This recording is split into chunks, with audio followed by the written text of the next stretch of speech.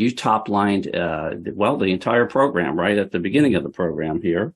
Why don't you give us a specific example of one area that you'd like to focus on and sort of illuminate for our listening audience? Yeah, thanks again, Luke. I'll give you two key initiatives that we have on the program and two significant milestones, both of which are the first time we've ever done this, which is exciting for us. Let me go back real quick to the dashboard. So for those that track CISA, we have an authority called a binding operational directive, right? This allows us to issue specific guidance to agencies to do some sort of activity. About this time last year, we issued BOD 2201, which is the known exploited vulnerabilities BOD. And again, as an aside, one of the things I want to make sure the audience realizes that even though we're doing zero trust, even though we are trying to continuously evolve, there are some blocking and tackling aspects to cyber, right? Like vulnerability management, like David was mentioning earlier. You got to do that stuff. The table stakes are important.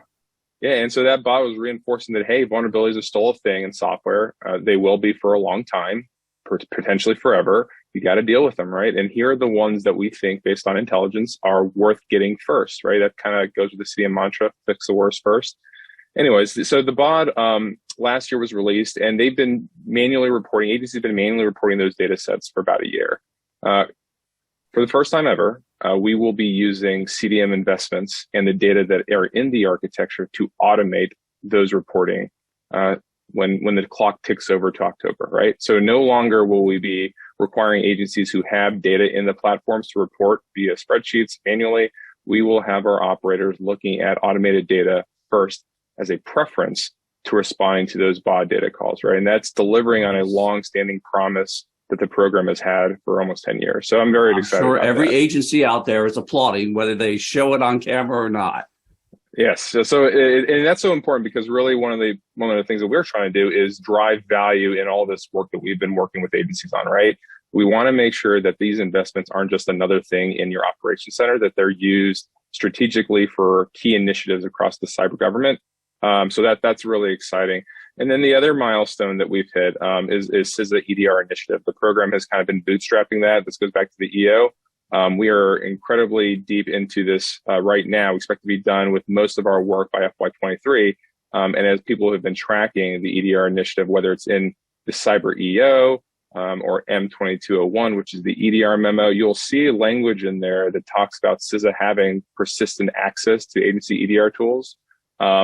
Again, beginning of this month, first time we've been able to do that. Our threat hunting teams now have persistent access to agency tools and can do collaborative threat hunting with them, right? And this is incredibly important because it changes the paradigm for CISA, before us being a reactionary agency, for us being now a proactive agency, and helping agencies identify risk in near real time, kind of changing the game to a collaborative operations type of setup.